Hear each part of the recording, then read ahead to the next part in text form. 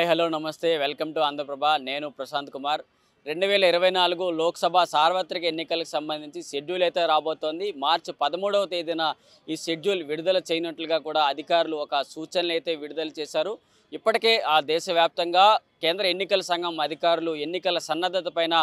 పర్యటనలు చేస్తూ రాష్ట్రాలలో అధికారులకు సూచనలు చేస్తూ అప్రమత్తం అయితే చేశారు ఈ ఎన్నికలు దేశవ్యాప్తంగా 7 విడతల్లో జరగనట్లు కూడా అయితే సమాచారం అయితే వస్తోంది ఈ ఎన్నికల్లో 96.88 కోట్ల మంది తమ ఓటు హక్కును వినియోగించుకోబోతున్నారు అలాగే 1.85 కోట్ల మంది నూతన ఓటర్లు తమ ఓటు హక్కును నమోదు చేసుకొని ఈ ఎన్నికల్లో